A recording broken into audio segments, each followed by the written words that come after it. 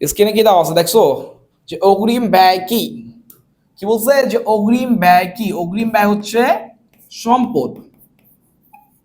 কি বললাম, অগ্রিম ব্যয় হচ্ছে সম্পদ। কেন অগ্রিম ব্যয় সম্পদ? বিকজ তুমি একটা ব্যয় সংগঠিত হওয়ার আগেই তুমি সেটাকে দিয়ে দিছো, মানে তুমি টাকাটা আগে পূর্বেই দিছো। সাপোজ দেখো এক্সাম্পল কি দেওয়া আছে, যে অগ্রিম বাড়ি ভাড়া প্রদান, মানে তুমি হচ্ছে এখন মাস চলতেছে জুলাই মাস, বাট তুমি আগস্ট মাসের ভাড়া দিয়ে দিছো, দ্যাটস ওয়াই এটাকে আমরা কি বলতেছি, অগ্রিম, অগ্রিম দিছি, এটাকে আমরা কি বলবো, অ্যাসেট। ওকে, তো চলো কি বললাম, অগ্রিম ব্যয় হচ্ছে সম্পদ। তো আমরা এর ইয়াটা দেখি, যে অগ্রিম ভাড়া প্রদান 3000 টাকা, তার মানে কি হইলো আমাদের, কি হয়েছে, অগ্রিম ভাড়া হিসাব ডেবিট এবং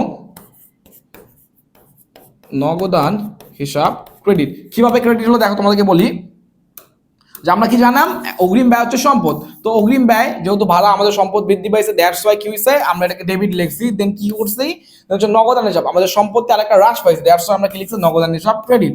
তো আশা করি বুঝতে পারছো যে একটা সম্পত্তি বৃদ্ধি পেলে একটা সম্পত্তি হ্রাস পায়, এটা হিসাব সমীকরণ একটা দাব। তো আশা করি বুঝতে পারছো। ধন্যবাদ সবাইকে।